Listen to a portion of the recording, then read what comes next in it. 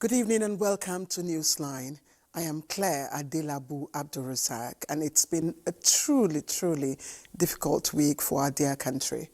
But tonight, we will pause for relief and gratitude for the safe rescue of 38 people kidnapped from the Iruku Church in Kwara State. And we will also honor their courage as well as the tireless efforts of those men and women that made this rescue possible. Newsline tonight is not just another broadcast, because even in heavy, dark days, life continues to nudge us forward. So this evening, we will bring you stories that carry quiet sparks of hope. And we've seen glimpses of that hope across our country, especially in states like Gombe, where women are breaking new grounds in places where they once felt invincible. Women also refusing to succumb to poverty and turning their hardships into possibility. Then tonight, we will also turn our attention to states and communities choosing to light up the season with simple joy, lifting the nation's spirit just a little higher. And of course, we will also share moments of recognition for those whose service and commitment continue to make a difference, and reminding us that dedication still matters. And of course, it still inspires. So, I welcome you on board Newsline Airways. It's flight 900 hours. And we are taking off from the network service of the NTA here in Abuja. And our first stop tonight will be in the newsroom. So please fasten your seatbelts. We've been cleared for takeoff.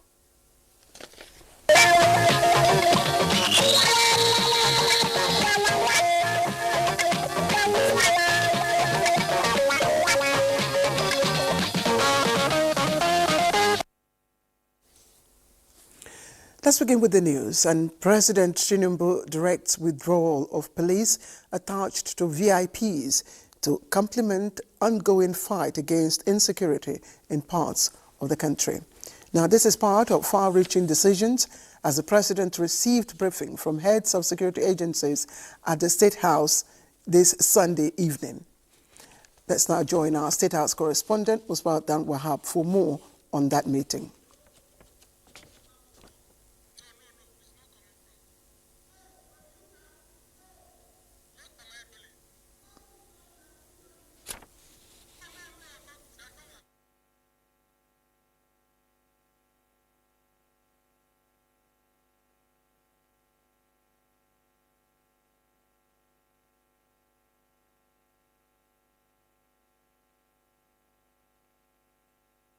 All right, we will join Musba Danwahab in just a minute, but just before that, let's bring this news that President Bola Ahmed Tinubu again has ordered the withdrawal of police officers currently providing security for important persons in the country. Now, henceforth, police authorities will deploy them to concentrate on their core police duties.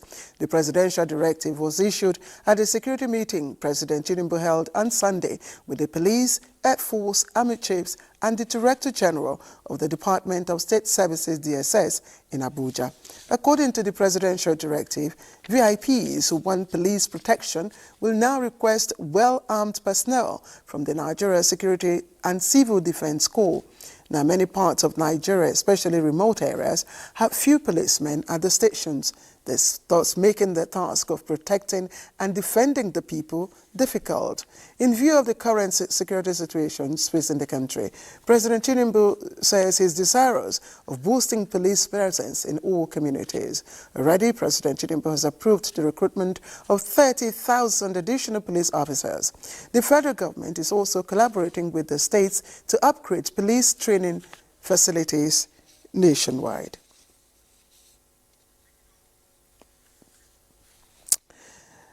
Now, it will be recalled that recently President Bola Tinubu cancelled his trip to the G20 summit in South Africa to enable him coordinate security efforts at home.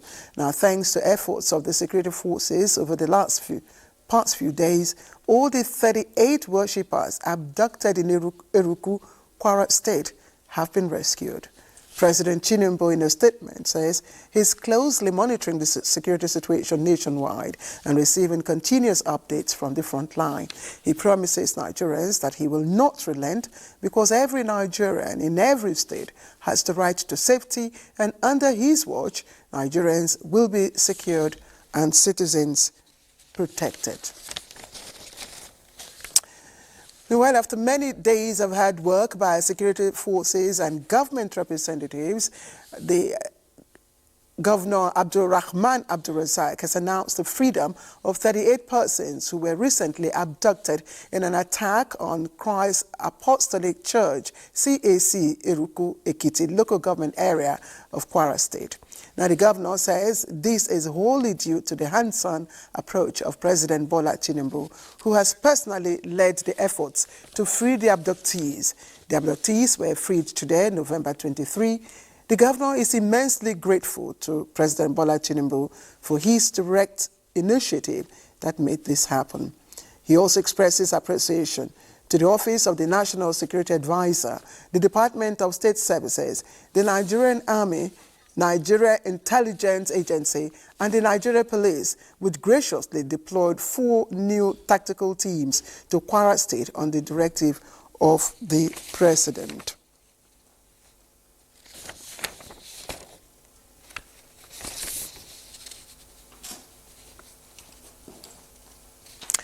All right, let's also tell you that Governor Abdulrazak says he's also grateful to members of the security forces across board, thought leaders, religious institutions, and residents for their support since that unfortunate incident.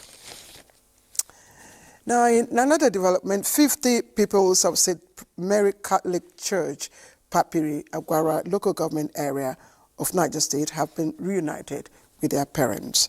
A statement by the Niger State Police Command, signed by its public relations officer, SP Wasiu Abiodun, indicates that aside the 50 pupils that escaped and have returned home, 253 children, including 12 teachers, are still with the abductors. The statement pleaded for calm as government intensifies efforts through various security agencies to rescue the remaining students, pupils, and their teachers still in captivity. All right, we have Wasiu Abiodun, who is the PPRO of Niger State, joining us now live to give us some updates. SP Wasiu Abiodun, good to have you on the news tonight. And so far, what can you tell us about the 50 students said to have escaped abduction? You know, when this incident occurred on the early hours of Friday, 21st November 2025, we got that report the early hour of the day around 2 a.m. where we were told that this group of people, insurgents, the suspected armed bandits, invaded St. Mary Catholic Private Primary and Secondary School in Papiri, Agwara local government area of Niger State. And they gained entrance into the school through the primary section of the school where they invaded the school. And you know, when such incident occurred, it creates panic within the school environment. While they were perpetrating their act within the primary section, the secondary section had the opportunity whereby some of the students in the secondary school escaped from the premises, and within that hours of the day, many of them ran away from the premises, find themselves within the forest, and during the process of the head counting during the early hour of the day by the school authority, definitely all the students who were not found in the school is assumed to have been abducted by this group of people. But luckily, thank God, while some of them were hiding within the forest. After the head count, which gave us that number, they returned, they resurfaced, and it makes us to have this number of students to have escaped from their where they were hiding within the forest. And some of them returned to their parents, and based on the information we got from the parents, and some of them who surfaced back to the school, we were able to ascertain this number of 50 who were reported to have escaped from different locations and back to their parents and to the school. All right, SP Abiodun, thank you for that clarification. But surely, I'm sure you must have heard of the of the rescue of the Iruku, people. So what are you doing currently to ensure that the remaining students, are rescued, and in good health? This incident occurred, the Commissioner of Police, Niger State Police Command, CP Adamu Abdullah Elema, quickly deployed tactical unit led by the Deputy Commissioner of Police in charge of operations with other tactical units of the command to proceed. And it's not just the police command. We also have the military component who are also on ground, and the intelligence agency and other security agencies. So we are firmly on ground, working together with intelligence available with the use of technical aid to ensure that these students are rescued safely. But a lot of measures, a lot of security approaches are ongoing, which we may not be able to spell out on air. But I can assure you all hands are on deck, the support of the Niger State government and every persons who's supposed to assist security agencies, even the locals assisting the security agencies with the required information and with the necessary things we need to put in place. So all of us are on deck, and we are doing what is expected of us to ensure that these students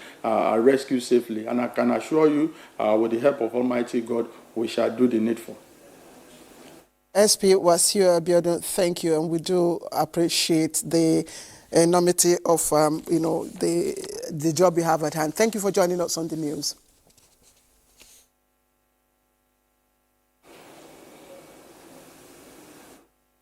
Now join our State House correspondent Musba Danwahab for more on the withdrawal of police attached to VIPs.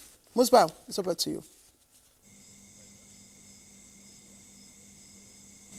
Yes, it has been a very long stretch of a meeting right here in the State House between President Bola Tinubu and heads of security agencies who came around to brief him about what they have been able to do in the last few days. This is coming on the heels of the recent security breaches that we've had in some states of the Federation, including Kebbi, Kwara, and then Niger State, and some areas in some parts of the country. And now those who were part of the meeting included the Director General of the DSS, Oluwatosin Ajayi, Inspector General Police Kayode Egbetokun, Chief of Army Staff Shaibu Waidi, as well as Chief of Air Staff, were all part of the meeting. And that meeting started around 5 p.m.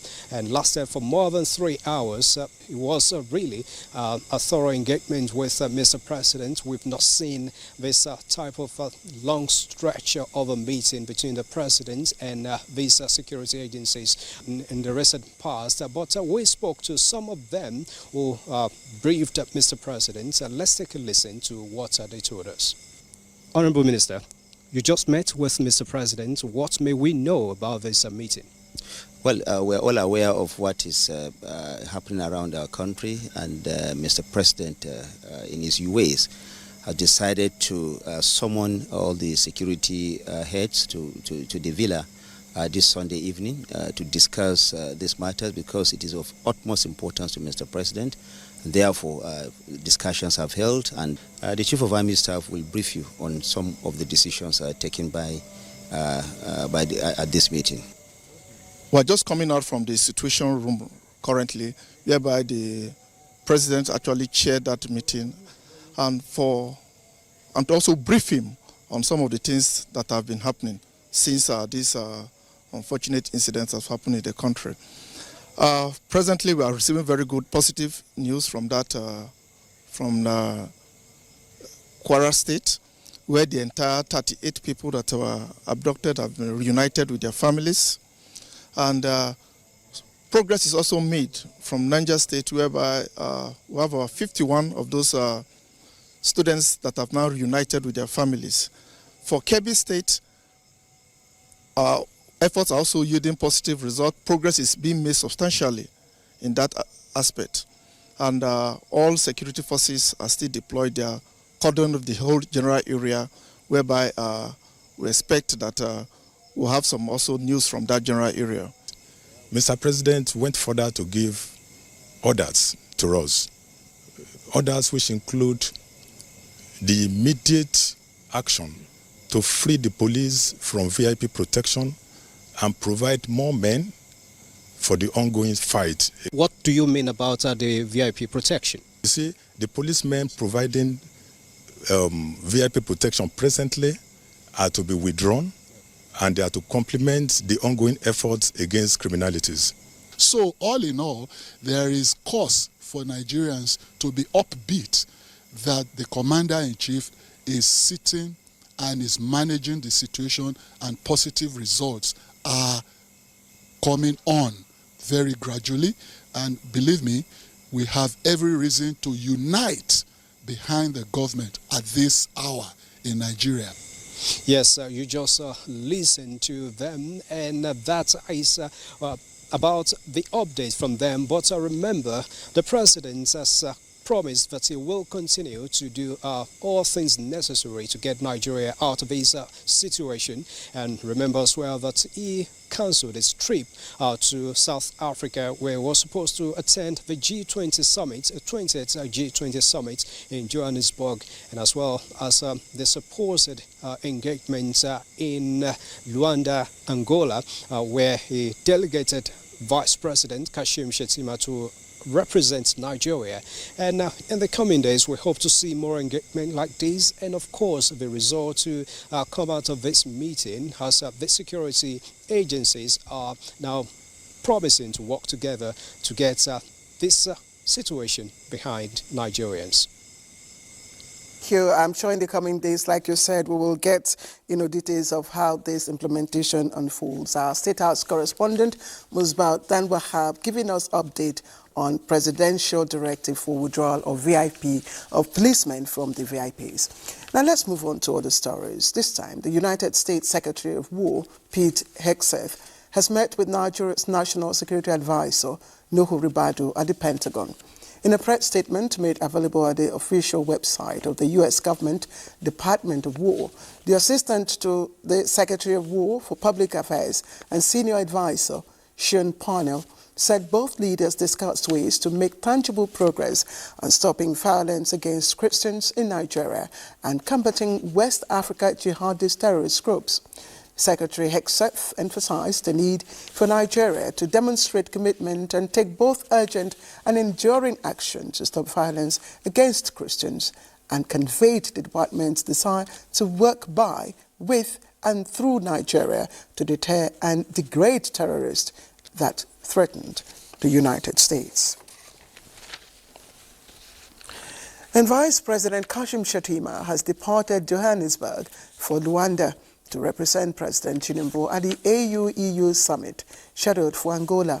A statement by the Senior Special Assistant to the President on Media and Communications, Office of the Vice President, Stanley Nkwocha, says this is following the conclusion of his engagements at the 20th summit of the G20 leaders in South Africa. The Vice President will join other heads of state and government from the African Union and the European Union for the 7th meeting of the two bodies, scheduled to take place from November 24 to 25, 2025, in the Angolan capital Luanda. The AU and EU meeting will bring together young leaders, innovators, and civil society organizations to brainstorm on some of the shared challenges of the two unions. It will also provide recommendations on how to address issues related to climate change, inclusivity in development, infrastructure, the digital economy, creative industry, manufacturing, agribusiness. The Vice President will return to Nigeria at the end of the AU-EU summit. All right, time to take a breather and bring in Bade Adeleye. Bade, it's good to see you. And I know that it's not been a happy one for you, considering you are. Hope it's not about the Super Eagles. Okay. Interesting, Claire. I was just praying that you would not ask me about the Super Eagles. No, all right. Go ahead. Please go ahead. All right. Let's begin from the ancient city, of Benin, where, which has over the time produced many legendary football stars. In keeping with this tradition, the annual Benin Unity Cup has kicked off with the opening match between Ovia Northeast and the Koba Oka local government ending in a goalless draw. Gabriel Osage reports that the competition is aimed at discovering and nurturing talents from the grassroots. The game, the tempo of the game is very high, and the game turned out to be a draw. We are looking to win the tournament. It's the first game. I'm grateful to all those that have organized it because they stood steadfastly. It's a unique thing because it's the first one to come out to say yes, he wants to give back immediately. It gives the player the required exposure. Football is a unifying factor, and today we are witnessing the Unity Cup for the 7 local governments in Edo South. Now to results of match day 14 encounters of the Nigeria Premier Football League decided earlier this evening as Nasarawa United are back on top of the league thanks to a convincing 3-0 victory over Academy Warriors, while reigning champions Remo Stars defeated Barawa FC 2-0 to claim back-to-back wins and move 10th with a game in hand. Elsewhere, Enugu Rangers returned to winning ways with a vital 1-0 win over Niger Tornadoes as other matches ended in draws, with 2 more matches scheduled for Monday. Away from Nigeria, it is looking pretty good for Arsenal in their title push as summer signing Eberechi Eze netted a hat-trick as the Gunners claimed a convincing 4-1 win over Tottenham Hotspur and the North London derby to move 6 points clear atop the table. Earlier, Aston Villa climbed to 4th on the log after Morgan Rogers scored twice to complete a turnaround 2-1 victory over struggling Leeds United at Elland Road. That does it on sports, and of course, Claire, a big win for us now. Well, what can I say? I didn't want to talk about the Super Eagles because it's long, it's past then, so we keep that in the past. I wanted to talk about Liverpool and this, all right. Let's quickly take a look at the weather. Buddy, thank you. You're welcome. Hi there, and thank you for joining us. Across the northern region, continues to remain sunny, hot, and dry, driven by the dominance of the northeasterly trade winds. This flow continues to support very warm daytime temperatures. And over to the central cities, we're expecting plenty of sunshine with few patches of cloud and daytime temperatures climbing into their upper 30s. For the southern corridor, isolated thunderstorms are expected across parts of Cross River and Akwa Ibom. That's during the morning hours. By late afternoon into evening, these isolated thunderstorms are likely to persist over Cross River, parts of Akwa Ibom, Delta, Bayelsa, and Rivers. And that's your weather outlook for Monday. Stay weather-wise. I am Akami Samarda. Thank you for watching.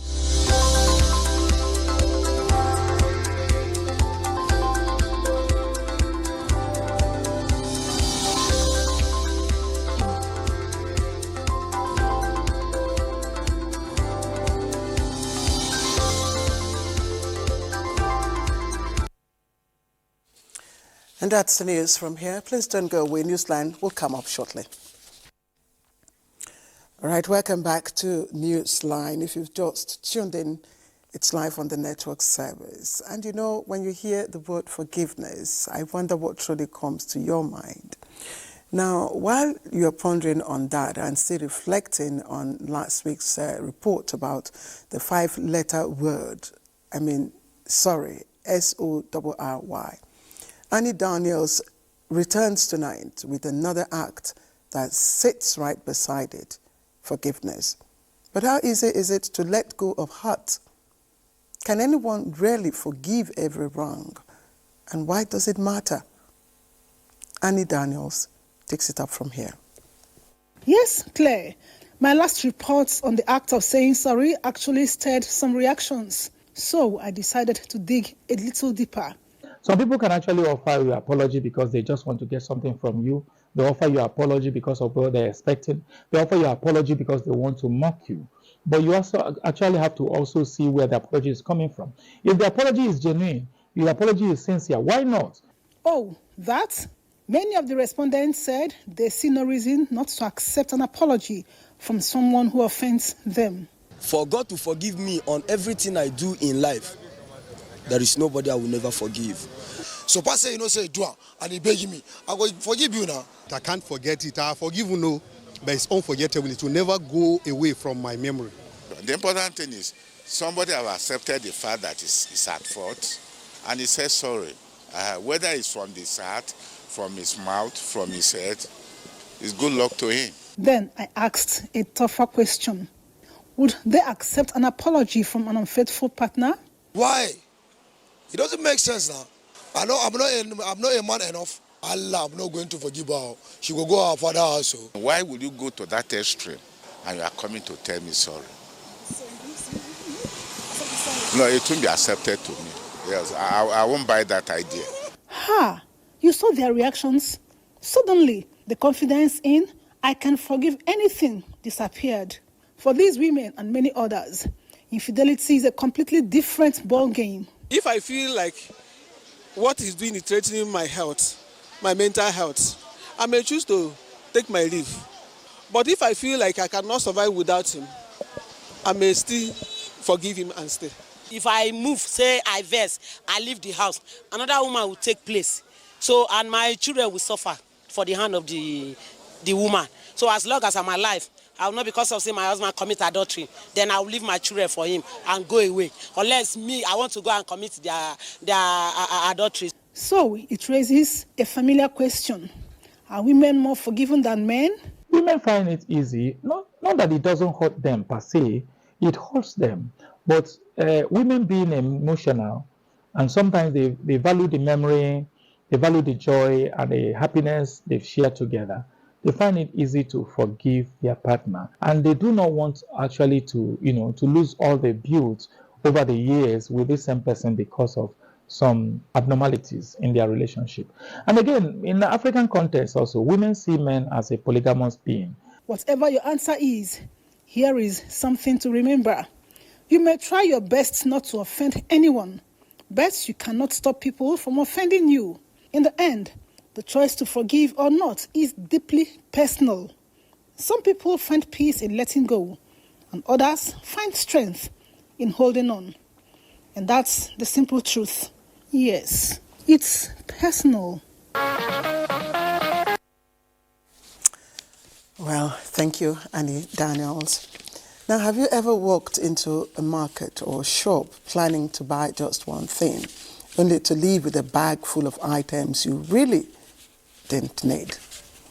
Now, if the answer is yes, you're not alone. This habit of buying on impulse has drained many families' savings and made financial planning almost impossible.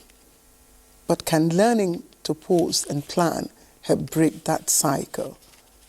Let's hear more from Chinaza John. Every day, people step out to buy one essential item or another. But along the way, many end up picking things they never planned for. What starts as a simple errand often turns into impulsive buying, a habit that quietly drains pockets and leaves many wondering where their money went.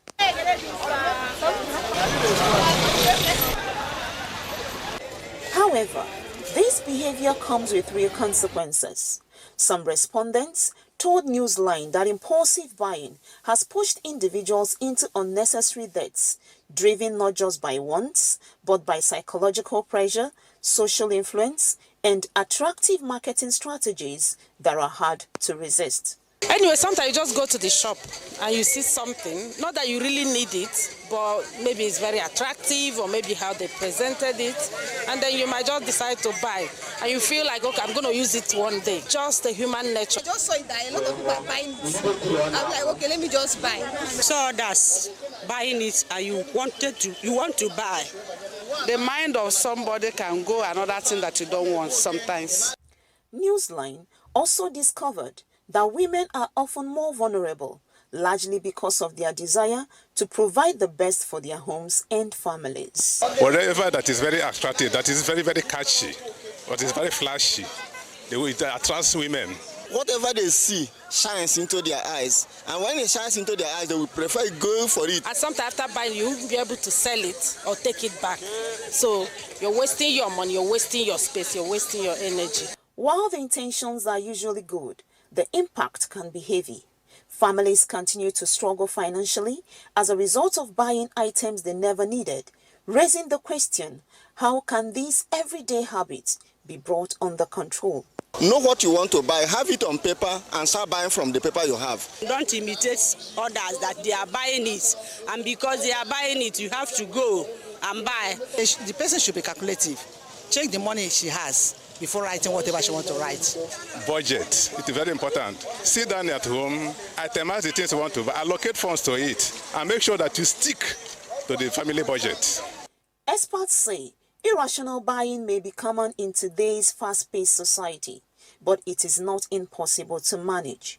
They recommend simple steps such as self-awareness, discipline, sticking to budgets, and avoiding emotional spending to ensure financial stability. So, next time you're about to pay or buy any item, pause for a moment and ask, do I really need this? Can I afford it? What problem is it solving? These small questions might just save your wallet and your peace of mind. I like that, the last part, your peace of mind, that's it. But there are some people who buy for the future.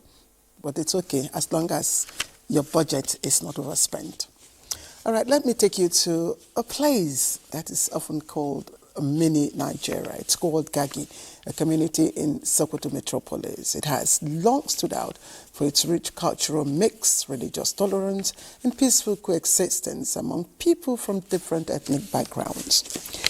In this place, festivals are celebrated together, friendship across tribal lines, and neighbors support one another, showing a shared identity. Now, it's this harmony that truly earned Gagi its nickname, Mini Nigeria. And here is Bashiru Ibrahim Nababa, who visited this community and brought back a story for everyday peace and togetherness.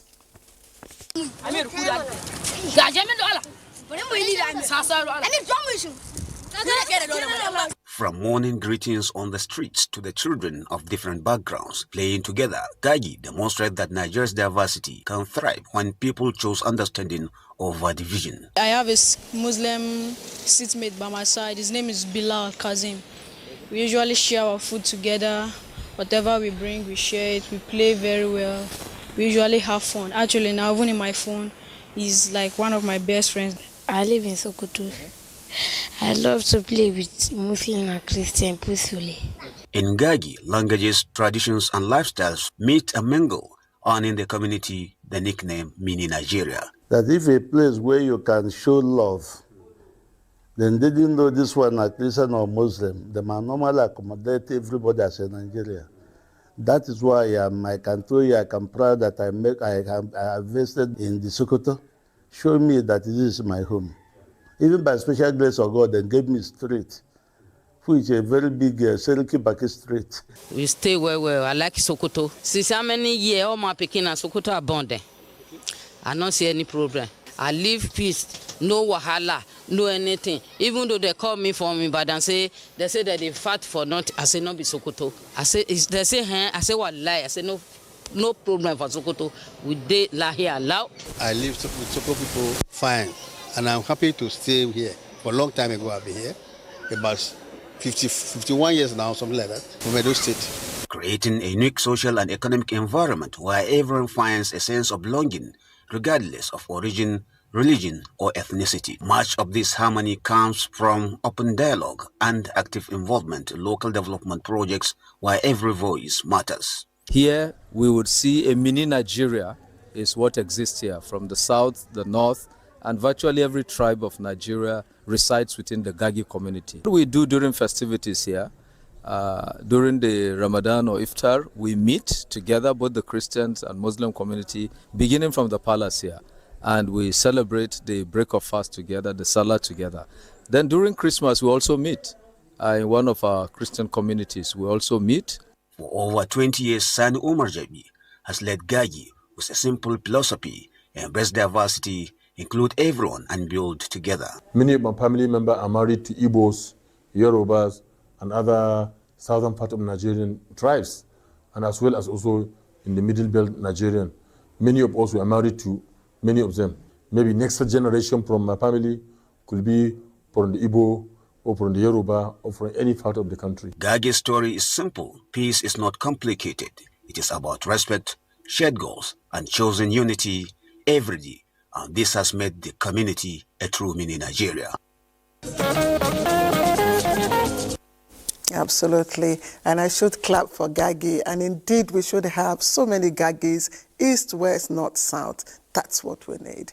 Let me take you to another area where visitors arrive in a land and then go beyond sightseeing, choosing instead to learn, appreciate, and fully participate in their indigenous culture, thus building bridges, connecting tribes, races, and communities. Now, by engaging in local traditions and contributing to businesses of those lands, strengthening social bonds, promoting peaceful coexistence, that's this emerging story of Enugu, the coal city where some foreigners have so embraced their host communities that they are now considered part and parcel, as we used to say, of the city's social fabric. Susan Eze has more on this. Initially seen as foreigners, these visitors have now become part and parcel of the coal city.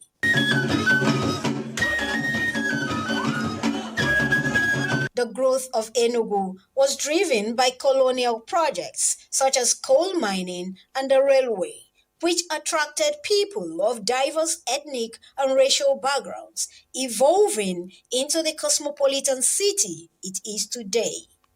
Foreigners in Enugu have become assimilated into the local culture through long-term settlement, economic integration, shared community life, and intermarriages. 74-year-old Indian Dr. Nareen Agarwal, a consultant ophthalmologist, has practiced in Enugu for 41 years, attending to over 1 million eye patients. Today, Dr. Agarwal has become one of the people. This is my second home, and I will call it even a first home, because the house I'm living in is 35 years I have been in that particular house. So I feel very much at home with Nigeria, with my house here. And as far as the food is concerned, yes, I have adapted to a great extent, especially there are certain of your food stuff like okpa. You know okpa? Also integrated into the system through marriage, Mrs. Rongrat Okereke from Thailand lost her Nigerian husband in 2013, but chose to remain in the coal city, running her business. For her, Nigeria is home. I can cook obano, I can cook okasi, I can cook, I like bitter soup and oha. That is great food for me, and I like ballet jam. Okay, I can cook. You're welcome. Cultural exchanges through shared festivities, religious ceremonies, and intermarriages have fostered cultural diffusion, assimilation, and adaptation, where migrants and their hosts coexist harmoniously in the coal city. This bond across tribal and racial lines has become mutually beneficial to all parties and indeed to humanity.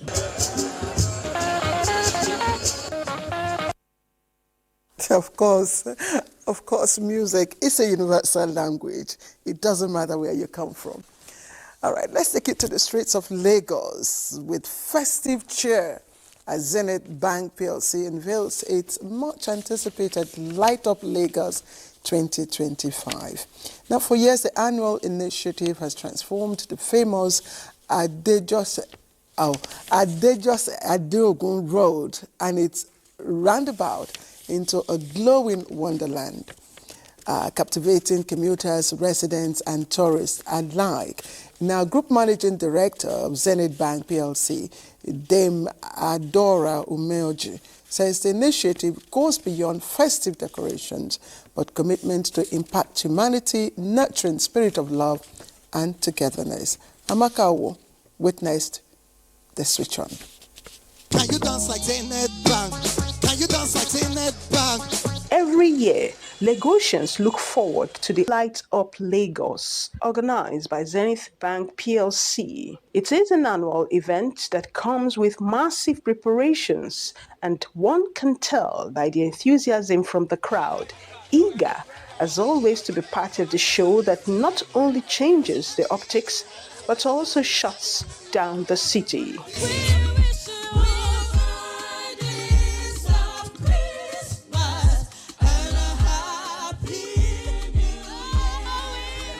Yes, Christmas Carol in November. Zenith Bank PLC brings that feeling of Christmas and the biblical injunction which says, "Let there be light." And with the push of a button by wife of the chairman of the bank, Kay Ovia, and the group managing director, Dame Adora Umeoji, among other executive directors of the bank, the lights came on.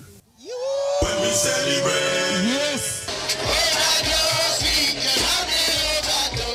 Executive Director of Zenith Bank PLC, Adobe Nwakpa, who spoke on behalf of the leadership, affirmed that the bank has been intentional with the Light Up Lagos that attracts visitors from across the world and fosters love, joy, and peace, reflecting the spirit of Christmas. We've done it for the past 2 decades, you know.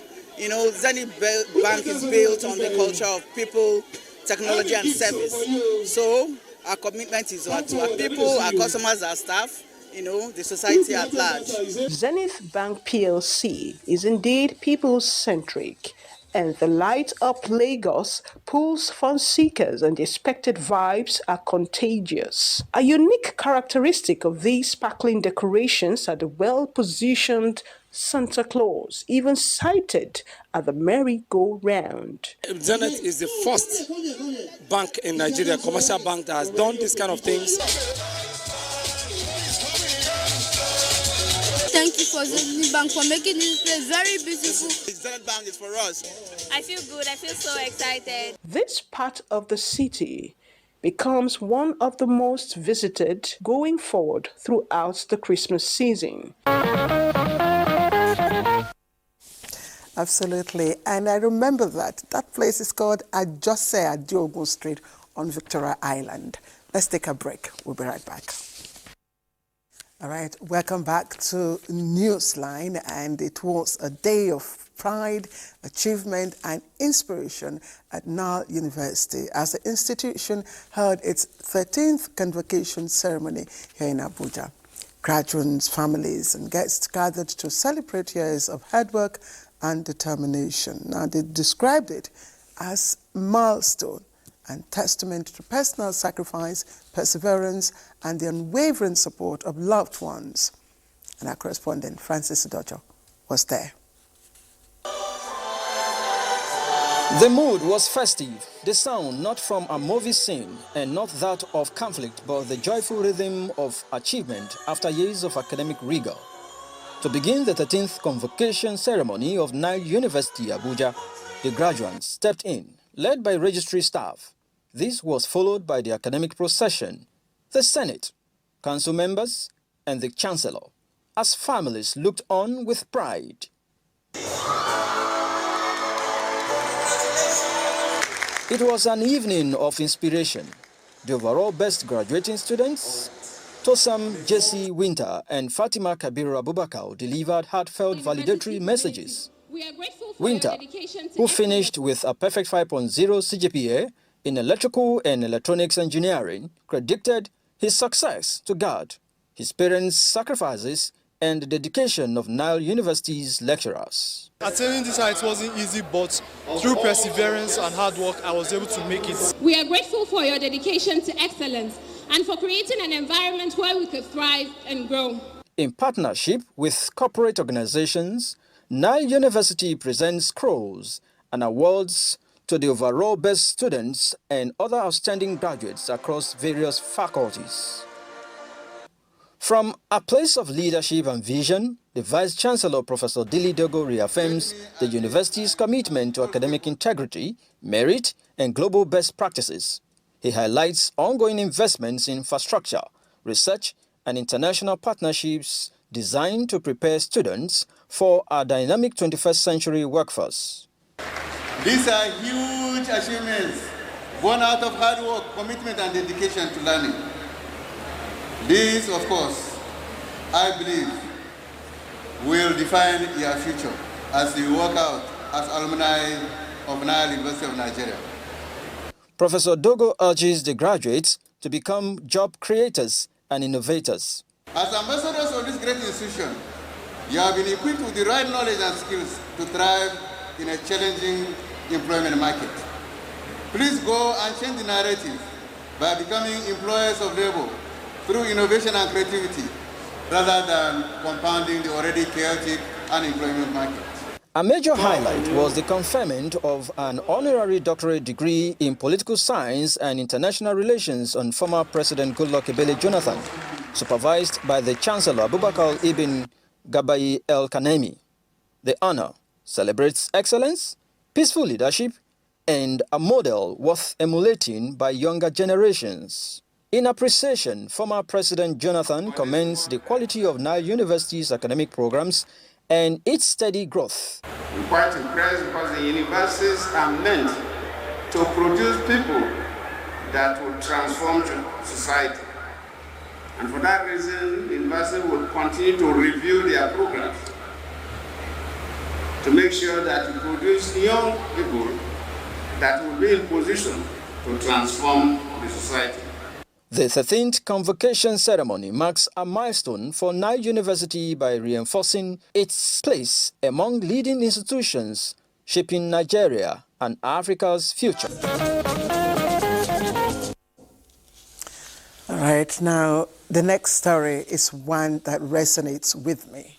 It's about empowering women, and as the saying goes, that is like empowering the entire nation. Representative Lekki Abijide of Yagba Federal Constituency in Kogi State, with this mindset, recently embarked on the initiative of disbursing 100 million naira as interest-free loan to women in his constituency. Now, that is worthy of note. This empowerment, according to him, has gone beyond his constituency through the inclusion of women in Kababunu and Ijumu Federal Constituency, with 60 million naira disbursed again as interest-free loan. Jonathan Omajali was there to witness it and brings us all the details. And position constitute vital stakeholders in the task of nation building. Therefore, any initiative geared towards women's empowerment, especially at the grassroots, is a welcome development and worthwhile investment.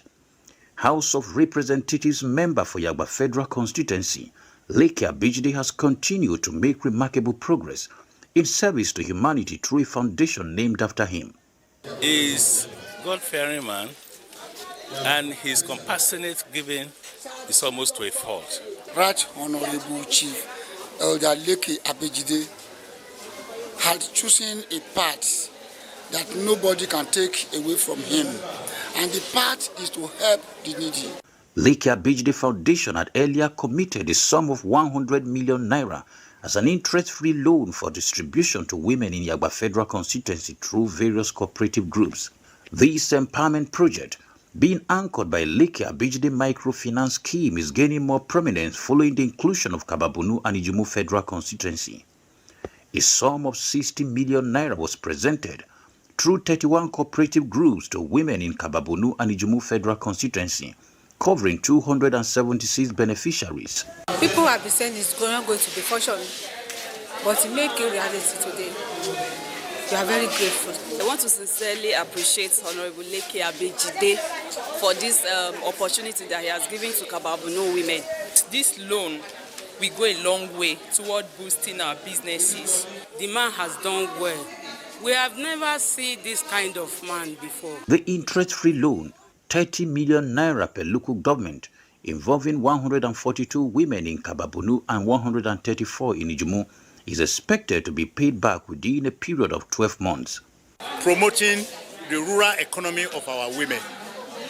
And that is the purpose of this microfinance credit. This program is going to increase their markets, the profits, and the economy of the local governments. If you want to improve the economic of any constituency or any area, try and empower women.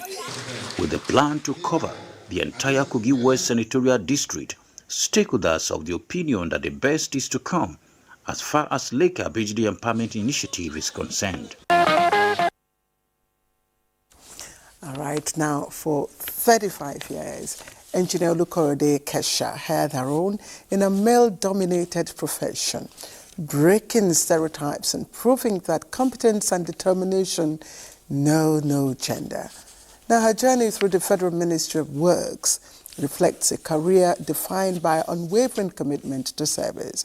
Now retiring as the Federal Controller of Works in Lagos, the ministry hosted a befitting send-forth in her honor, celebrating an impactful career that leaves behind a footprint of dedication and leadership. Joel Bugwala was there for Newsline. An overflow of thanksgiving is what best describes scenes at the ballroom of a hotel. And the erudite engineer who has always been in the news for road inspections, this time is on the dance floor ushered in by saxophonist BJ Sax.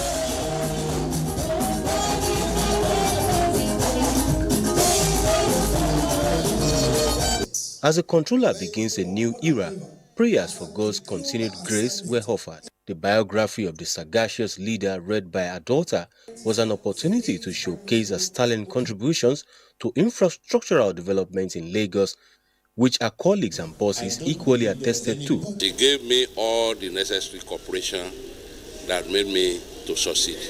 Since when I have encounter with her in the course of this work, I don't ever have any regrets over that. She has been my role model. I have monitored her very closely. I have worked with her very, very closely. I have understudied her for many years, and I see what I see in her is excellence. Overwhelmed by the turnout of prominent personalities, including traditional rulers from far and near, family members are no doubt proud of her meritorious service and eventful climax, and now they say it's a time for a well-deserved rest. And she's encouraged all of us to pursue our dreams, and for me personally to pursue engineering as well. She's someone that doesn't take no for an answer and always tries to do her best in everything she does. I'm glad about the overwhelming love and support that she has gotten. We're so proud of her. She's been a pillar to her community. She's a phenomenal engineer. The highly elated engineer Olukorede Kesha, who appreciated the accolades, attributed her success to God. The retired but not tired engineer got her retirement cake, accompanied with a toast to a rowdy new life. I didn't want to read engineering to start with. I wanted to read nursing. I didn't know I have the capacity. You know, sometimes you have a great giant in you and it will be lying dormant. But God helped me to activate it at a very early stage. My desire was to be a nurse, but He redirected me through His mercy. As she brings her 35 years journey to a climax and begins a new phase of life, her joy knew no bound, and she displayed this on the dance floor.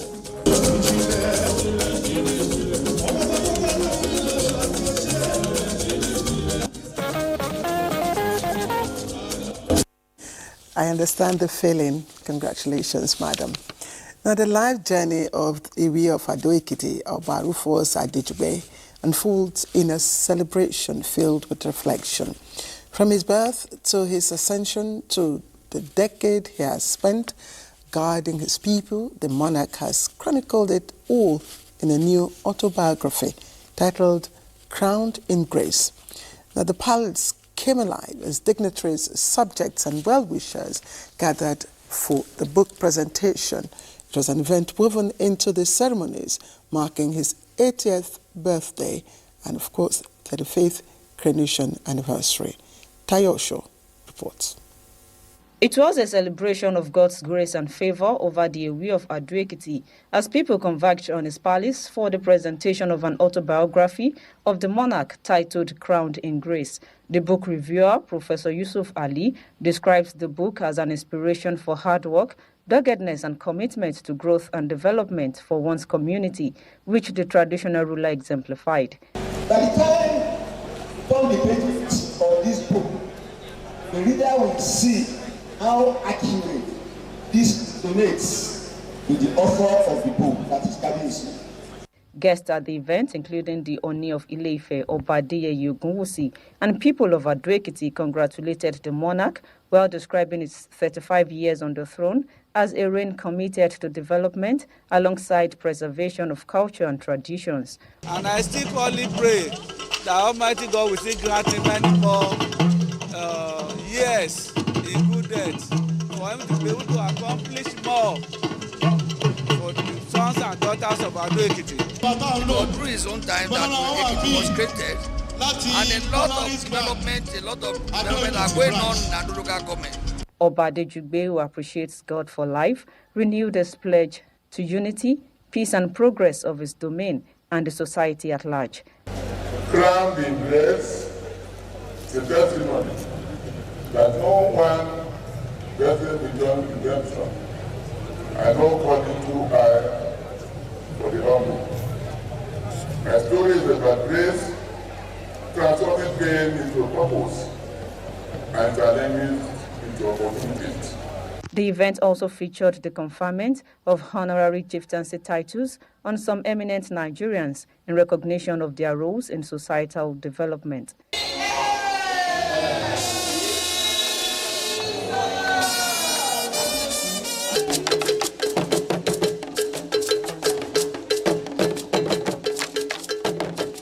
Born in November 1945, Oba Rufus Adejugbe was crowned the Ewi of Ado-Ekiti in 1990. All right, now the number 70 signifies completeness and divine order, connecting God's connection with his people. The relationship between the people of Asaba and their king, His Royal Majesty, the Asagba of Asaba, Professor Epiphany Azinge, resonated as they rolled out various activities to celebrate his 70th birthday. Helen Dunko takes us through this fine moment. An academic who rose to the top of his career as a professor of law, a judge of no mean repute, former president of Commonwealth Secretariat Arbitrary Tribunal, a papal knight of St. Gregory the Great, a born philanthropist, now king of Asaba Kingdom. Asaba Professor Epiphany Azinge, alongside his queen, Dr. Valerie Azinge, marks his 70th birthday anniversary at St. Patrick's Catholic Church, West End, Asaba.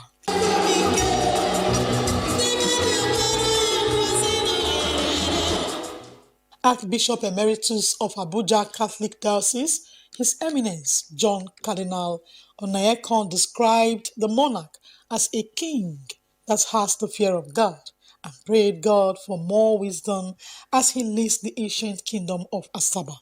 So we thank God with our royal brother in Christ for 17 years, very well spent in the service of God and humanity. The life that I have lived for all these days, all these people of life, I lived up to 70 years, and I feel very strong. It's somebody who is competent in everything he's done.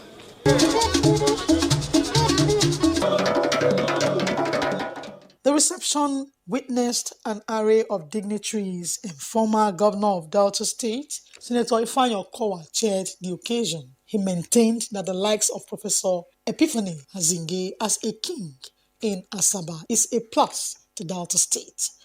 We know that we have somebody who is worthy, somebody who is globally exposed, somebody who has come with a lot of experience. God would give him longer life in good health so that he can be able to lead the people of Asaba. He has had a trajectory in life that personified, epitomize excellence. I wish you more grace, wisdom, sound health, and prosperity on the throne. More encomiums poured in from the traditionals too.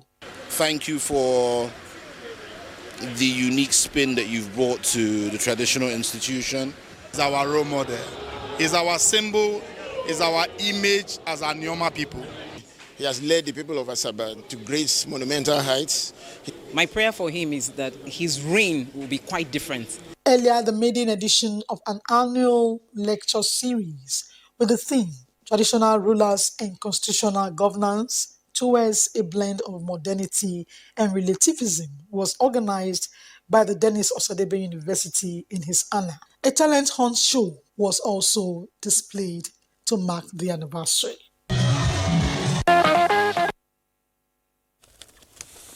All right, this is Newsline. Let's pause for some commercials. We'll be right back. Now, from the busy border post to the ballroom, it was a rare sight to see officers of the Nigerian Customs Service trading uniforms for suits and gowns. But protocol soon gave way to celebration as the service poses to recognize outstanding performance and chart a course for the year ahead. It was stock-taking season for the customs, and the night was all about acknowledging dedication, commitment, and excellence. At the 2025 Comptroller General of Customs Awards, the spotlight shone on achievers across the service, including, of course, the Nigeria Television Authority, NTA, which walked away with the Best Media Outfit Award. And Kunle Adeyeye was there for Newsline. 2025, a year of innumerable feats by the Nigeria Customs Service, from shattering records in revenue generation to unrelenting crackdown on smugglers and trade facilitation, the icing on the cake, the celebration of dedicated men who implemented the service's lofty ideas. And in all KPIs that we have always kept our eyes on the ball, and we have delivered. A day before the conference, we met the revenue target set for us in 2025. We have decided to set aside tonight and recognize excellence in service. This is why we are here. From most improved command in revenue generation to most compliant free trade zone and most compliant bonded terminal operator award, the list is endless. I believe public relations is very integral in the success of every organization, because we are the bridge that determines relationship between internal and external publics. The success story behind it is about teamwork, and we are going to continue to work as a team. Let me dedicate these awards to the Almighty Allah and my officers and men of Nigerian Customs Service Kano Jigawa Command. To stand out and become the best area controller in Nigerian Customs Service is overwhelming. And this is as a result of hard work, commitment, dedication, and integrity displayed by myself and my team. Shining and blazing with excellence is the recognition of the Nigerian Television Authority, NTA, Africa's largest television network, for its immeasurable contribution to national development and distinctive performance, as well as commitment to the ideals of customs as Best Media Outfit Award.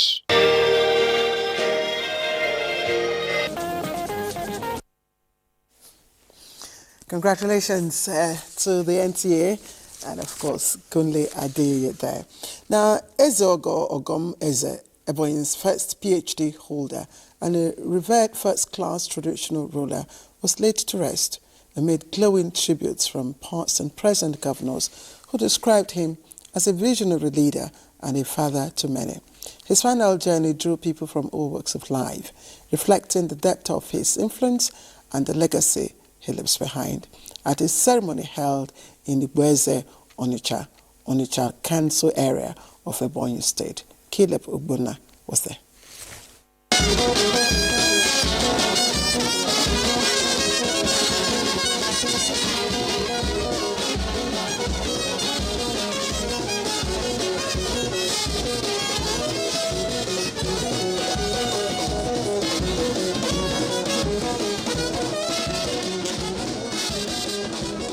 That began the historic farewell as grief intertwined with gratitude for the 92-year-old adored and regarded by his people as a pathfinder.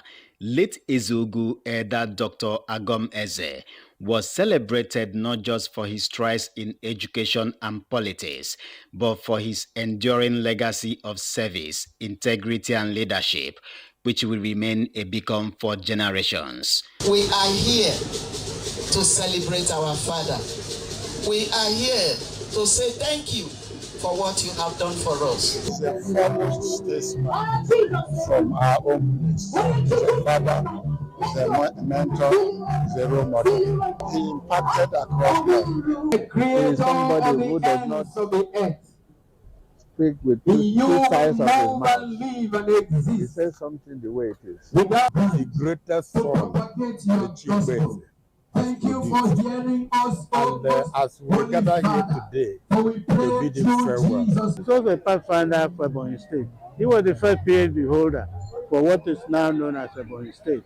A man of many distinctions according to his people, Dr. Gomez's remarkable life was marked by transformative leadership as the traditional ruler of Igbo Onitsha for 25 years and a commissioner across key portfolios in the former Abia and Imo states. His contributions left an indelible mark on governance and community development. His passing, his people insist, has created a profound void. This is intelligence, his humility, his sincerity. He engaged people with wisdom, with a lot of consideration. I would have said I'm sad. We are satisfied. Himself was very grateful for what God did. As his remains were committed to the earth by the Presbyterian Church of Nigeria, where he worshipped devotedly, Ebonyi State stood united in grief yet grateful for his achievements and the principles he embodied, a testament to a life that resonated far beyond his homeland.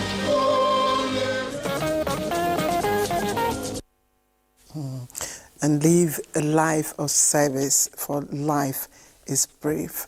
Now, those words came from Reverend Father Amos Dakub, and it set the tone in Plateau State as family, colleagues, and friends gathered to honor Professor Ladi Sandra Adamu, Northern Nigeria's first female professor of broadcasting, who's remembered as a trailblazer, mentor, and compassionate teacher.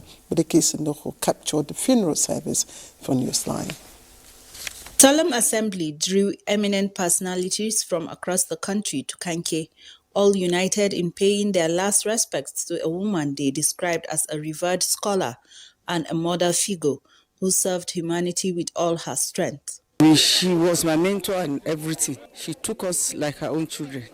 In his homily, Reverend Father Amos of St. Teresa's Catholic Church urges believers to live upright and spiritually conscious lives, reminding them that life is a fleeting gift. Life is changed, not ended. I therefore urge you to mourn her like those who hope in the resurrection. For the family and close associates, her wisdom, warmth, and unwavering support shaped countless lives. My mother was a very intelligent woman. She is always striving to make everybody around her successful. Even on my phone, her name is saved Mommy Dearest because of how dear she is to me. We gist together. Within the academic community, the late Professor Ladi Adamu was celebrated as a mentor, a trailblazer, and an exceptional teacher who opened doors for generations of students, particularly in the field of broadcasting. Ladi can instill fear on students and even her colleagues. If you like it, you take it. If you don't like it, good for you. But at the end of the day, you will see reason with what she's doing. First female professor of broadcast journalism in northern Nigeria. Really mentored a lot of students, even academics like us. Earlier, a wake in her honor was held in Jos, where colleagues, students, and friends shared glowing tributes about her impactful journey. Ladi, though she didn't stay long with us at the NTA, left a legacy. The zeal at which she carried her assignments. Professor Ladi Sandra Adamu had an illustrious professional career. She traveled widely, became a fellow of both the African Council of Communication and the Institute of Management, and authored over 69 academic publications with more than 2,000 global citations. Until her passing, she served as a distinguished professor at Ahmadu Bello University Zaria and was on sabbatical at the University of Jos and Plateau State University, Bokos. She died at the age of 69 and is survived by her son and other relatives. You know, if you think back, those nursery rhymes we, used to sing while growing up carried more wisdom than we ever give them credit for. They always remind us that time keeps ticking, whether we're ready or not. And tonight, time is already nudging Newsline along. So before we go, here's my 2 copper piece for the week. Life is like an onion. The more we peel, the more truth we uncover. Good night, everyone.